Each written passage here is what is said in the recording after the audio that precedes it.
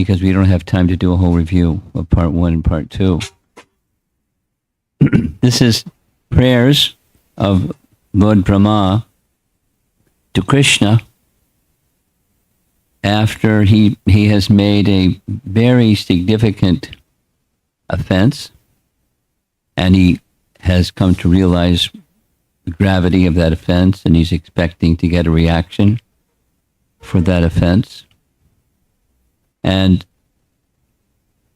in the part 2, he was giving his explanation of why Krishna should be kind and be forgiving.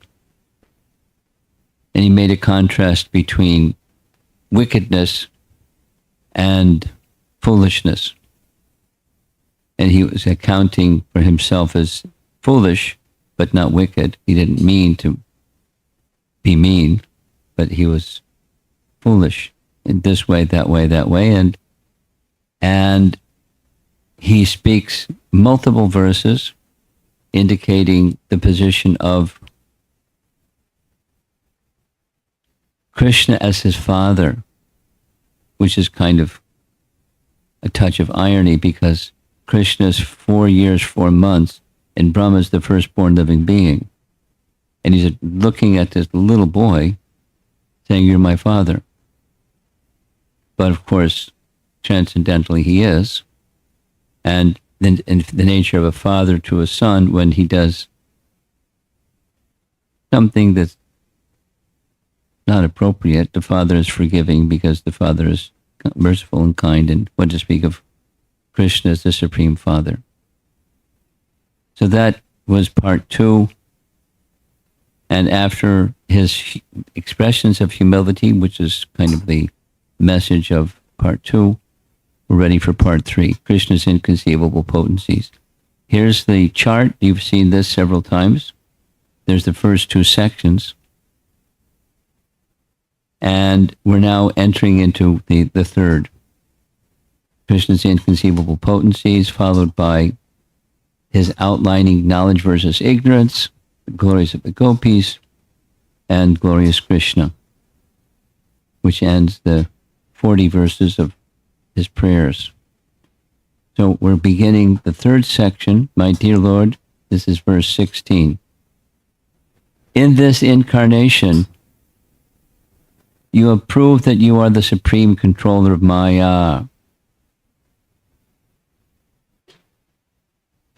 Although you are now within this universe, the whole universal creation is within your transcendental body. A fact you demonstrated by exhibiting the universe within your abdomen before your mother, Yashoda. Now, this particular painting is the Damodar Leela, of course, and she couldn't get the rope to go around Krishna's waist, although it was many, so many times larger than his waist, but she couldn't, because in part because Krishna didn't want, and also another explanation is the universe is within him. Who has a rope big enough that can go around the universe? But there's also indicating this pastime, which hasn't happened yet, but he knows, Brahma knows this pastime very well. A mother Dasoda looking inside Krishna's mouth, hearing that he has eaten dirt, and she doesn't see dirt, but she sees the universe. So Krishna demonstrated the universal creation was within his transcendental body, although you're within the universe.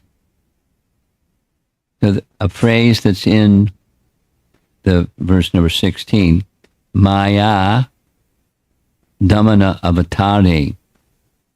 You're the subduer of Maya, Maya Dhamana. He is the melter of Maya. He's the blower of Maya. In this incarnation, you are the dispeller of illusion or illusoriness of this world. So it depends on the grammatical composition, what it looks like or sounds like. Maya Dhamana Avatare. dispeller of illusion or subduer of Maya. So you're the controller of it, but you can subdue it.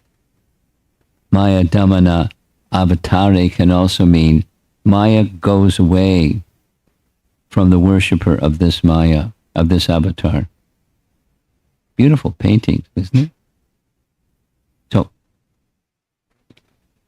these are commentaries of our acharyas to help us understand more in detail about the language of the verse 16 and all the other verses. The world which exists outside, that's the world of Maya, you eminently showed it within your abdomen. This pastime that was mentioned before is what you showed inside also, Maya. So it's the bewildering potency. We may find a pot within a house, this is commentary, Vishwanath, but we can hardly expect to find the house within the same pot. However, the Lord can appear within this universe and simultaneously exhibit all the universes within his body.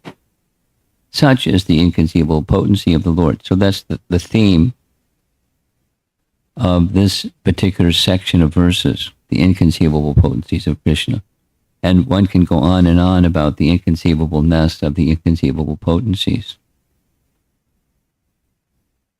Just as this entire universe, including you, was exhibited within your abdomen, so it is now manifested here externally in the same exact form.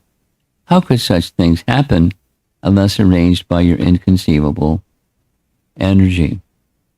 You see, the focus is very specific. It's on the inconceivable potencies of Krishna. Inconceivable, by a very straightforward definition of what inconceivable means, is the mind may try to have a conception or conceive of or comprehend something. And when the mind can't do that, it's inconceivable or incomprehensible or unbelievable. So now this is a little audience participation event. What are some pastimes in which inconceivability of the Lord is present? Raise your hand so we can call on you. Yes? Lifting Govardhan Hill, definitely. Raghuనందన్.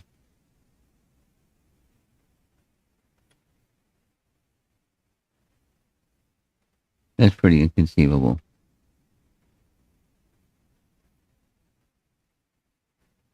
The pastime of Putana where what? Krishna kills Putana. What a 3-month-old baby can do to kill a witch.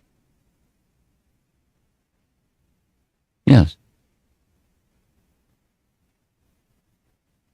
Jakatasura.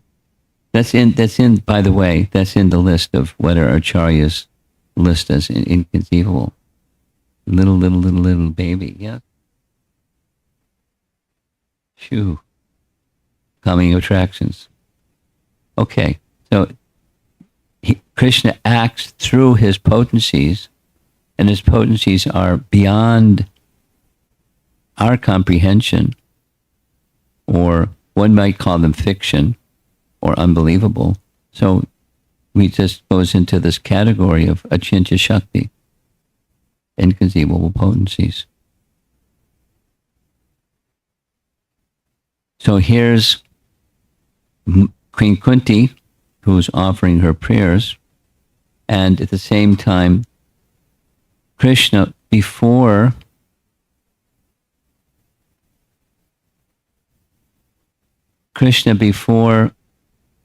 Maharaj Parikshit was born, he protected the womb of Uttara to protect Maharaj Parikshit, even before he was formed, by his own spiritual potencies.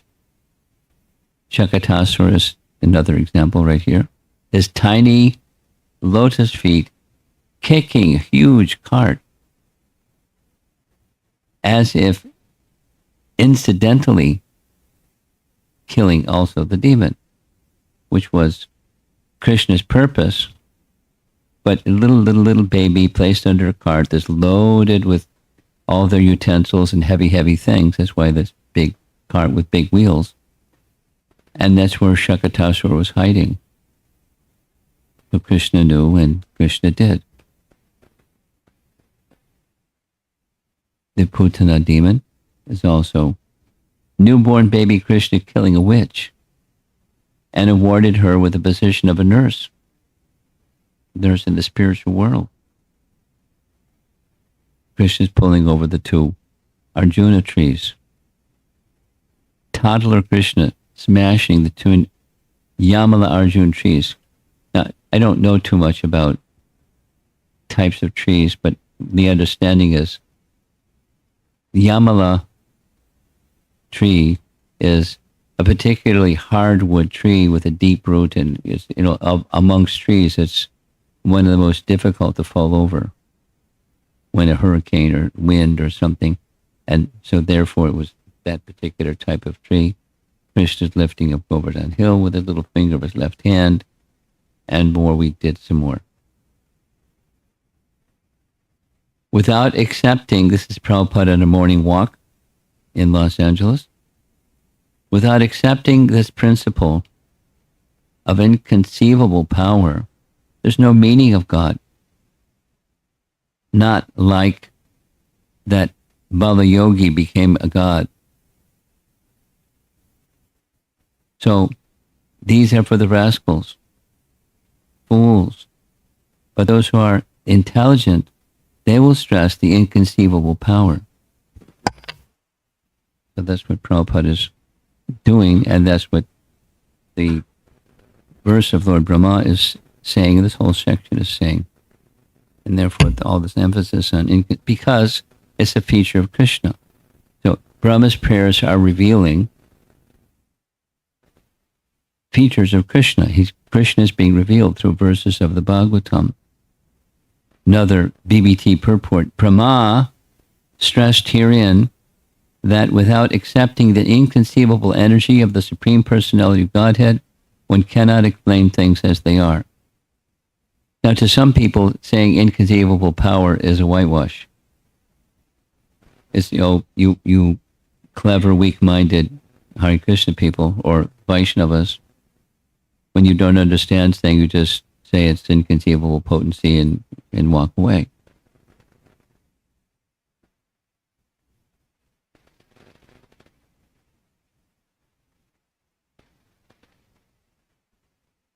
Going back some verses, when Brahma is speaking to Krishna earlier about a prelude to his inconceivable potencies, a scientist may be able to count all the atoms in the universe, or all the particles of snow, or all the this, or all of that, but they'll never be able to count all of your qualities. They won't never be able to count or estimate all your potencies.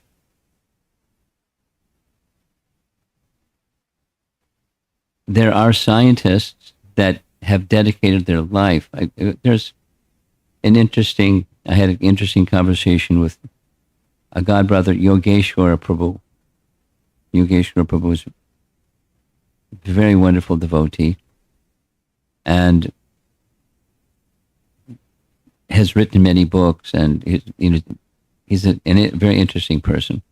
And he said he has a brother that is avowed atheist, but hats off to his brother, who has spent so much of his adult life exploring in detail this origin of the universe. But you never find the end. You will not find peace. He said about his brother, he doesn't realize how spiritual he is. Because you can't find the end to something, and you keep going. You can't keep going and keep going and keep going and keep going, and there's no end. There's no end. Keep going, and there's still no end. Any item of science. I mentioned this. Some of you may not have been there, but in my high school year, my senior year of high school, a few years ago, there was a foreign exchange student that stayed in our house because they had an extra room where my brother used to stay, and he was often married and somewhere else. So from Japan, this young student came. We shared the same room, Ken Ijiri. And after he graduated, he went on to the University of Tokyo and got 3 PhDs. Very gifted intellectual. First was math, then was physics, and then was biology. And he's now a professor, but he does research in addition to being a professor. And I didn't ask him, I just checked out online. And one of the things that he's a specialist in is how a cell of a frog divides from one cell into 2 cells. How? How'd you like to dedicate your life to that? Based on physics, math, and biology. What's going on the micro level. But, cells of frogs were still dividing, and they're still dividing. So, what's the conclusion? I mean, I don't know if his conclusion is God's behind it. When I remember this particular question I asked him. He came to visit me in Manhattan, 340 West 55th Street. He came to visit New York City, and he wanted to see the Statue of Liberty. And I hadn't been to the Statue of Liberty, so I went with him to see the Statue of Liberty. And I remember asking him, they're taking the subway ride, and I asked him a question. What if the principle behind one cell becoming 2 cells is there's a soul that enters, and therefore there's another cell that can live? His answer was, that's a topic that as a scientist we can't talk about. He wasn't saying no. He wasn't saying yes. It's just beyond the scope of science. It was an honest answer. I mean, I didn't expect, he's a man of integrity, gives an honest answer. We can't say. It's not our jurisdiction to say anything on that topic.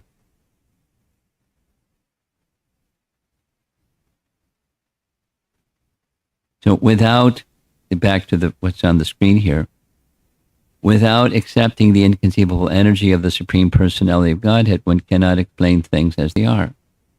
Whatever thing is that you're trying to explain or to understand. Knowledge is to know.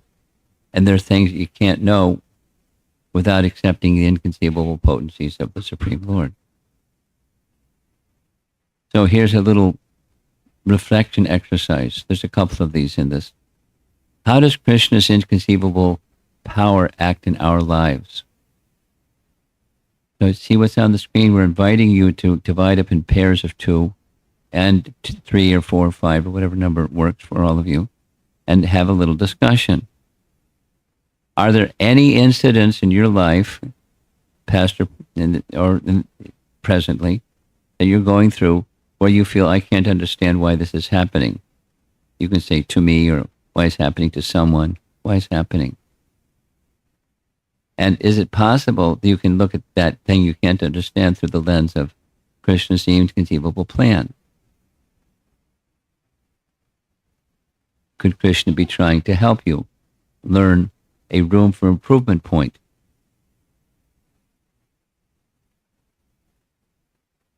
So those of you that are way in the back, you're going to have to find another person. But you can find another person. Yeah, go ahead. Proceed. We're going to take 3 or 4 or 5 minutes.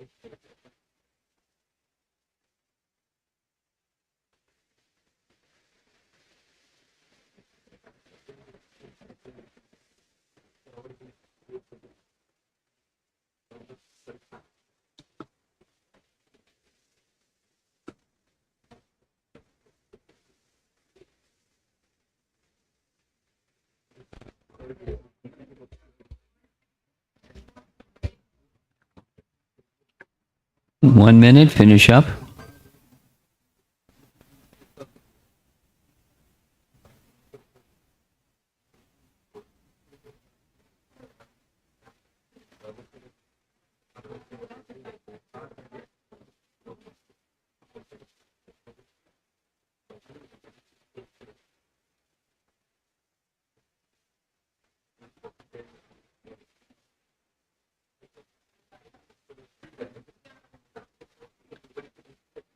Okay.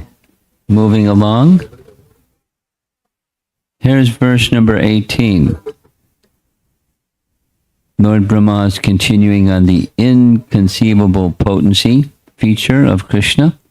Have you not shown me today that both you, yourself, and everything within this creation are manifestations of your inconceivable potency? Now that's everything within the created realm, because that's what Brahma is familiar with. First, you appeared alone. Then, you manifested yourself as all of Vrindavan's calves and cowherd boys, your friends. Next, you appeared as an equal number of four-handed Vishnu forms who were worshipped by all living beings, including me. And after that, you appeared as an equal number of complete universes. Finally, you have now returned to your unlimited form as a supreme absolute truth, one without a second. So Vishwanath Chakravarti Thakur paraphrases, Brahma is essentially saying, for all this time I had already determined that the world in your abdomen and outside, the outside world, all the thousands of them in the pores of the primeval Purusha, that's Mahavishnu, are illusory, as much as Maya, who is their ingredient cause, is also illusory. Now, it's a little technical, illusory cause, or excuse me, ingredient cause. There's the efficient cause and the ingredient cause. And the ingredient cause is the elements themselves. The elements themselves don't do anything without the efficient cause. Matter, Prakriti doesn't move without someone moving it. So the efficient cause is the one that moves it. But there's a very wonderful, elaborate section in Chaitanya Charitamrita where Advaita Acharya is said to be the ingredient cause. He's the cause of the Mahatattva. He's the cause of that cause. And then that Mahatattva doesn't create universes, it requires someone to do it. So that someone, Brahma is the instrument, but the someone that's doing it is the Supreme. So and the creation itself is now you see it, now you don't. It's Maya. And therefore that now you see it, now you don't is illusory. Now you see it, now you don't. So Brahma, is working with the illusory energy, and he's already concluded that the illusory energy is illusory energy. And that's something that I have jurisdiction over, but you have jurisdiction over me.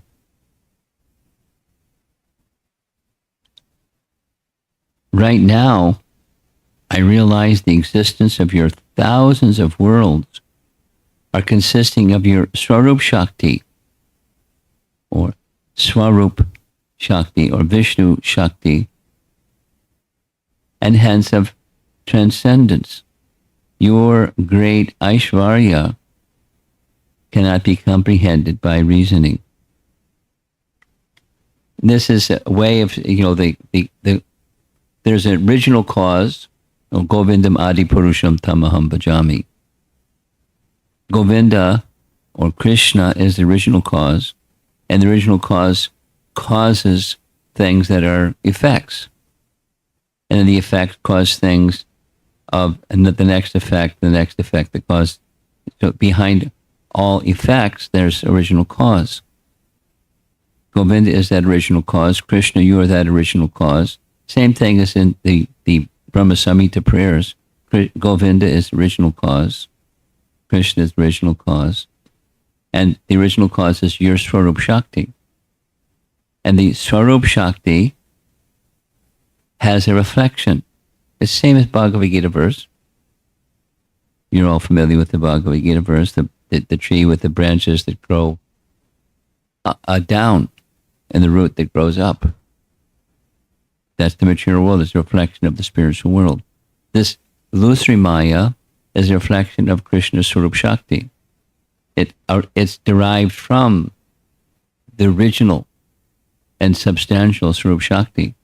And this Maya is illusory. It's not substantial. It's not permanent. It's quite impermanent. When the water on a reflecting surface lake ripples because of the wind, then the reflection also ripples. But the object that it's reflecting doesn't ripple when the water ripples. The reflection moves. So the movements of the reflection have everything to do with Maya. It's a philosophical point that Brahma is getting an opportunity to express his understanding and appreciation of Krishna's inconceivable potencies. That's what the whole section is. So now, reference is made back to chapter 13, because this is chapter 14. In chapter 13, each of the Vishnus was being worshipped separately by manifest beings, either moving or stationary, from himself to clumps of grass, with multiple means of worshipping, such as dancing and singing. What a display. And how was that displayed? It was a display of Krishna's illusory energy. Because it has everything to do with creation. And Vishnu has everything to do with creation. And Brahma is the agent of Vishnu to do the subcreation. And Krishna is the source of that. That's what the verse is saying. Highly philosophical, yes? Text 19. To persons ignorant of your actual transcendental position, who's that fellow in the painting? Duryodhana. Pointing at Krishna, wanting, okay, well, you appear as part of the material world, manifesting yourself by the expansion of your inconceivable energy. So Duryodhana is here insulting Krishna. And after insulting Krishna, he had a plan to imprison Krishna. And when Krishna was coming, he had a plan to attack him and not let him enter. Then Krishna was able to enter. So, personalities that are ignorant, like Duryodhana, or others that are ignorant, that just don't have a clear understanding, as he is insulting, there's Bhima with his sword. He wants to let him have it, and Krishna's holding his hand. No, let him insult me. He's digging his grave deeper, as the expression goes. But all of those kinds of activities, that's Krishna's illusory potency. He has both the spiritual and the material, or the illusory, because he has everything. And it's all material, spiritual, acting under his direction. Thus, for the creation of the universe, you appear as me, Brahma. For its maintenance, you appear as yourself, or Vishnu, and for its annihilation, you appear as Trinatra, the dancer. He's a very good dancer, Lord Shiva. So there's the painting that's indicating these three personalities, but Krishna manifests each of them, and he is the source of Vishnu, because that we already heard description of, and he is the source of Brahma and Shiva for the purpose of material creation. O Lord, O Supreme Creator and Master, you have no material birth, yet to defeat the false pride of the faithless demons and show mercy to your saintly devotees, you take birth among the demigods, sages, human beings, animals, and even the aquatics, which is true, and is bewildering to the atheist. In the above two verses, Brahma says, you are the root of the Guna avatars and the Leela avatars, which is true, which is what Canto 1, Chapter 3 says. Krishna's tu Bhagavan Swayam. Out of his innate compassion, this is commentary by Sanatana Goswami. Out of his innate compassion, Krishna takes birth for the sake of dispelling the arrogance, which is this: I know the meaning of the scriptures. I am devoted to the practice of yoga. I am perfect. This arrogance goes away by hearing about his pastimes with bhakti, which is what's happening with Brahma. It's from the previous, the pride that was within his heart because he knows so much and can do so much and he's so powerful and this and that and the other thing. Someone might object. If he, that's Krishna, has independence, why does he take birth among contemptible things like fish? And why are some of his avatars pitiable? For instance, Vamana begged. Brahma responds in the next verse. Your pastimes are taking place continuously in these three worlds, but who can estimate where, how, and when you are employing your spiritual energy and performing these innumerable pastimes? This is, again, the theme is the inconceivable potencies, or the inconceivable pastimes, or the inconceivableness of the inconceivable. So Brahma, is most intelligent, and he's saying again and again, I don't understand you. And how is Krishna to be understood then? Not by intelligence. We use intelligence, but intelligence doesn't permit understanding Krishna properly or efficiently, effectively. Prema alone. The gist is, it's the inconceivable might of your Yogamaya. So then comes the question, what's Yogamaya? Yogamaya is a particular potency of the Lord. She is the form of play, of existence, consciousness, and bliss. Or, Sanatana Goswami writes, Yogamayam signifies mercy endowed with godly might. It makes sense that he is hard to understand logically because his acts also show godly might and are unlimited. So how can something limited like a mind conceptually understand or logically understand? Because logic is intelligence guiding the mind, but those are both material energies, and he's beyond that. So it makes sense that he's inconceivable. It's an interesting argument, isn't it? By logic, he's inconceivable. Therefore, this entire universe, which is like a dream,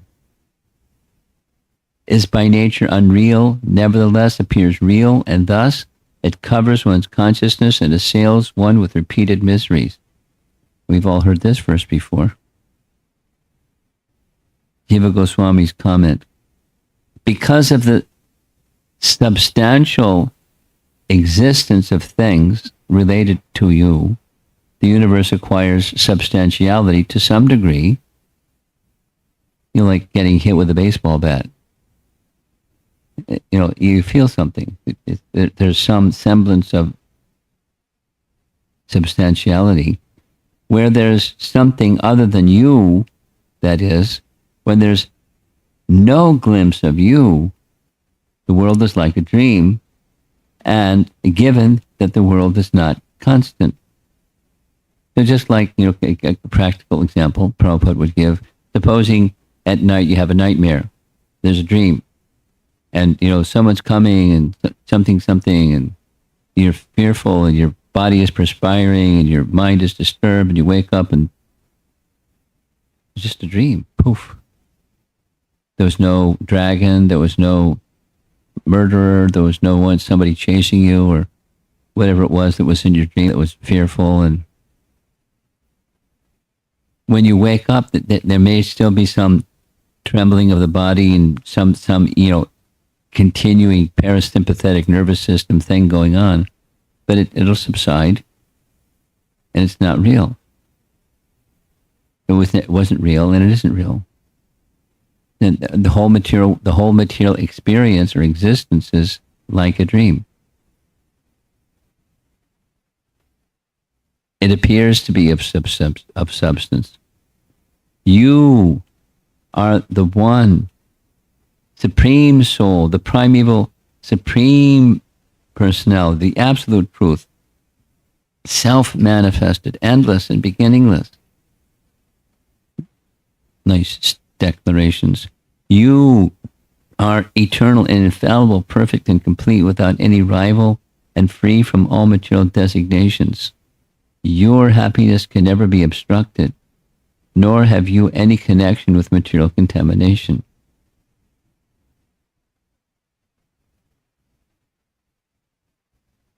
This is part of Brahma's prayers. He's expressing his realizations, and he's also enlightening us. So you see the little insignia on the left side, that's the swan. That means Brahma says, you, the one soul, Paramatma, you're the Paramatma, given that the Jivatmas are many, Krishna may say. But isn't it Paramatma's formless? And by convention, the word Purusha involves a sense of having a form. So, am I a man like every other man? Brahma, no. You're ancient. Puranaha, that's within the verse. Krishna then may say, how am I ancient? I'm recent since I am Nanda's son. Brahma replies, though you are Nanda's son, you are the absolute real, Satyaha. You keep existing in all three phases of time, Nityaha. You are the old Purusha, Krishna may say. But since the Purusha becomes manifest along with time, karma, and so on, am I like that Purusha? No, you are self-manifesting. Swayam Jyotihi. Am I just like the sun? Jyoti? No, you have no limit in terms of either time or space. Notice how our acharyas are having fun. This is one way to have fun. I was reading Guru Das's memoirs, and he was spending time with Prabhupada in Calcutta, something. And they were in one of the morning walks, they saw some boys off in the field playing soccer. So he ventured a question. Prabhupada, when you were little, did you play sports? Immediately, Prabhupada said, when I was a young boy, I was the captain of the debate team. Sport. So our acharyas are good at sports, but that kind of sports. No, you have no limit. I might like the sun, no limit, time and space. Other avatars are like that too. What's the difference about me? You are Adyaha. The sense is you are the avatarin, their foundation also. At the Brahma says at the end of two Pararthas, I will Krishna is saying, will I remain the same? Yes. You are Nityaha. Though this world is eternal and ancient, it is said to be non-constant, anitya, because at the end of true prarardhas, it does not continue as its nature, but you will remain as this form of Nanda's son, even then.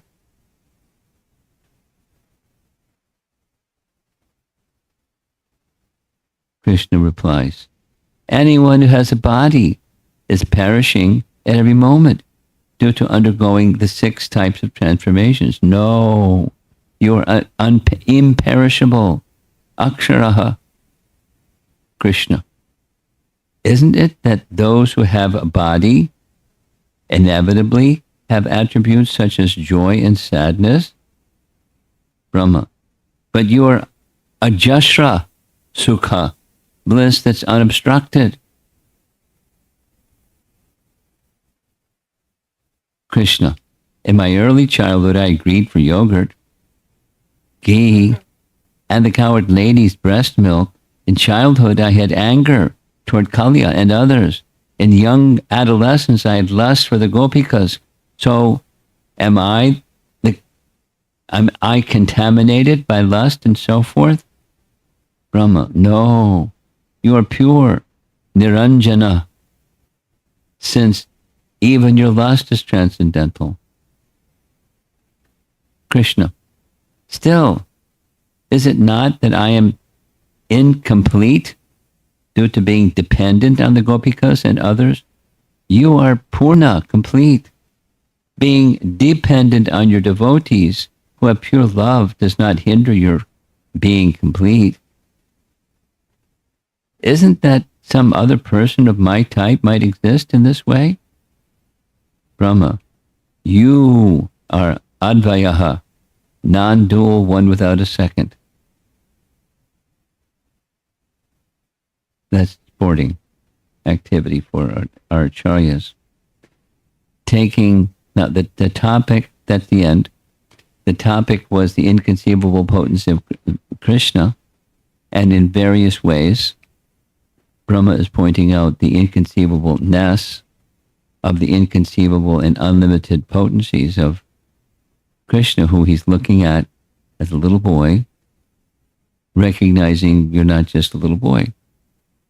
You're performing pastimes as if you're the son of Nanda Maharaj and so forth and so on. But that's your pastime. So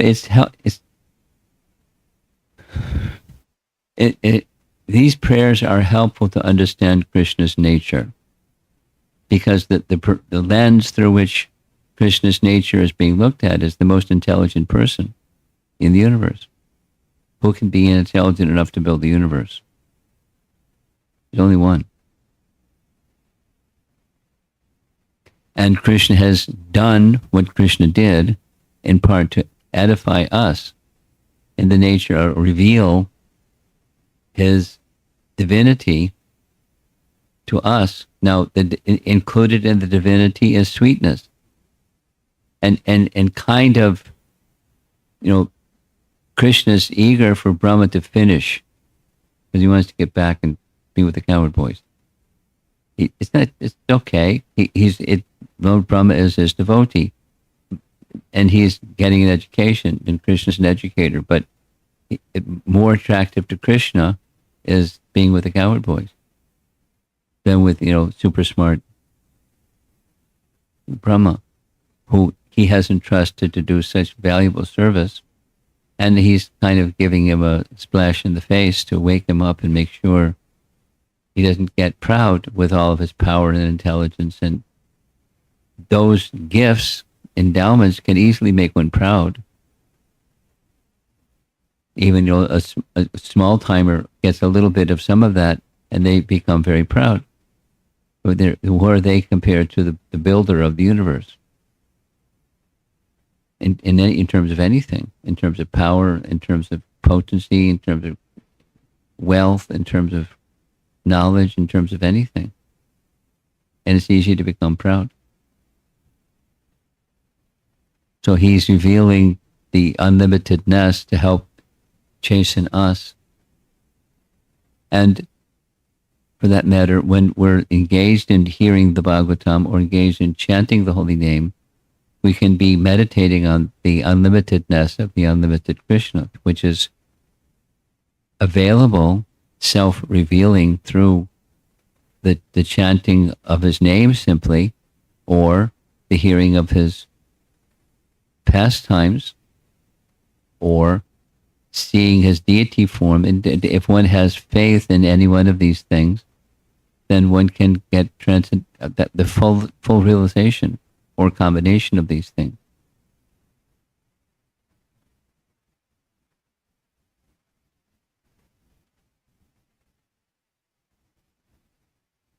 Okay, there's many things, many nice things to say more, but I'm just going to stop. And let's see if there's some discussion. Oh, learned devotees, some topics that you'd like to discuss.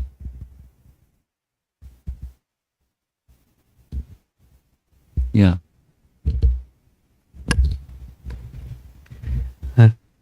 Thank you, Maharaj.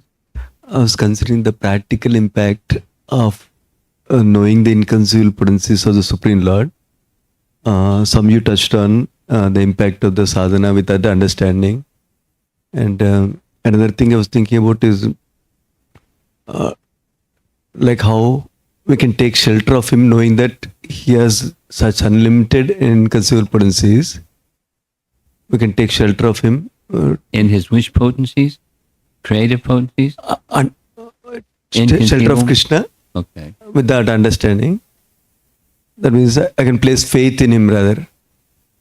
Another one is, like a long time ago, I heard from you about Jiva Goswami saying that how to understand Krishna, first we need to understand that Krishna has so many inconceivable potencies like that. Then only we can understand Krishna's pastimes. Otherwise, I'll think that there's just mythology or something like that. There is another impact I was thinking practically. Yeah, that's interesting, but it's not complete. But go ahead. Okay. Go ahead. Keep going. So like that. And another thing is when practicing devotee is struggling with different things in life in terms of sadhana, in terms of spiritual growth also, then we can have the faith that so Krishna can, because Krishna has inconceivable potencies, he can take me up from wherever I am. So that's also inspirational. It's important. Yeah. Okay. So it's just this is reflecting and sharing Yes. session. Yeah. And Okay. then if you can share more, that thank you. You did a good job. Let's see if someone else would like to discuss something. I'm a little concerned with time because there's Arti and everything. Go ahead. Hare Krishna, Guru Maharaj. I have heard from you that when there is an exchange between Krishna and his devotees, sometimes if it seems a little bewildering, that you Sometimes it seems what? if it seems a little bit bewildering, Yes. that you can look at it from a rasa angle. Yes. Yeah. So I was wondering if you could expand on that in this exchange between Brahma and Well, Krishna. this is another lens. There's the inconceivable potencies of Krishna lens.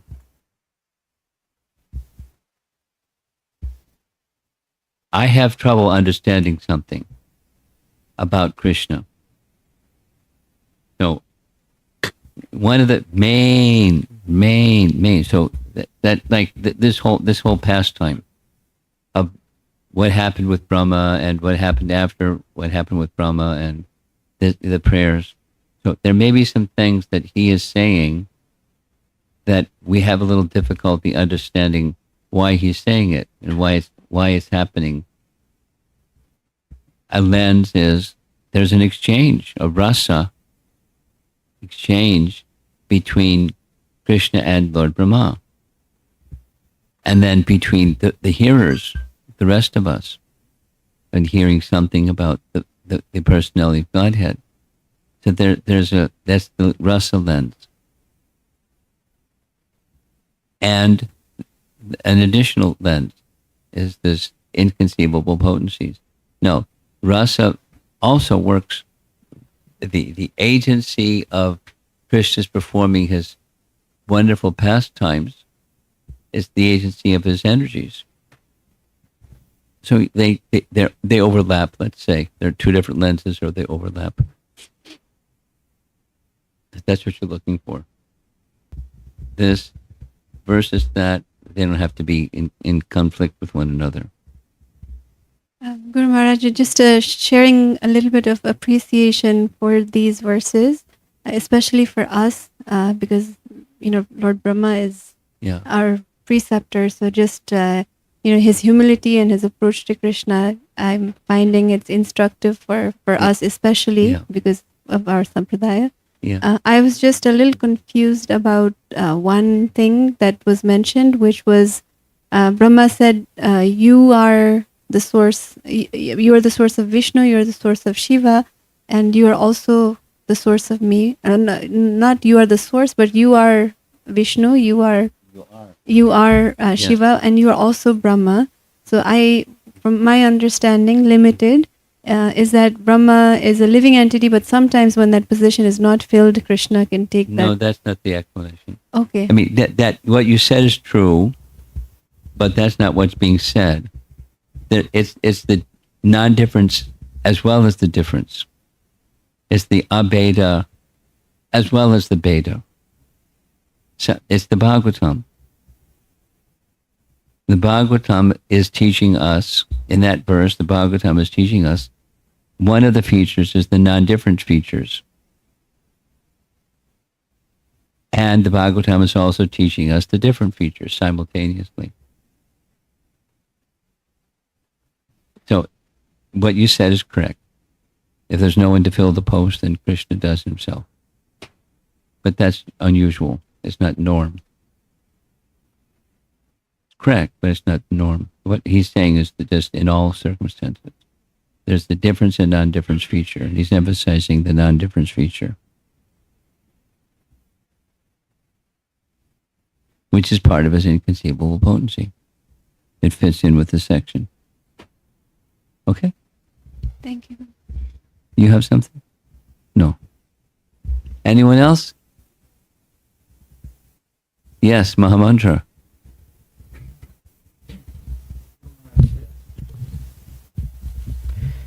Maharaj,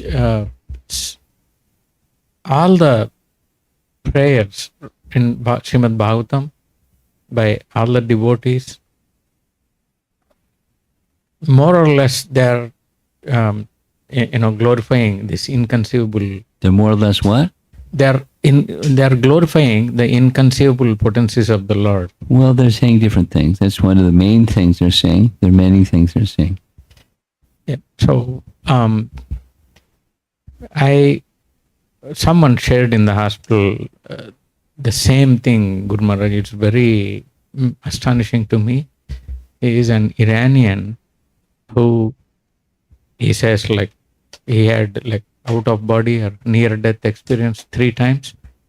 But he says, the one thing I realized when I was out is, he knows I'm Hare Krishna, so he was saying Krishna has everything, but the one thing that stood out for me is his mercy.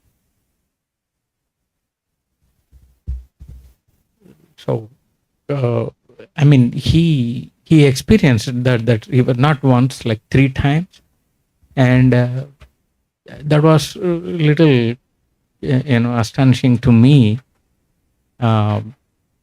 Because he's not a practicing devotee and all, but he tested Krishna's mercy.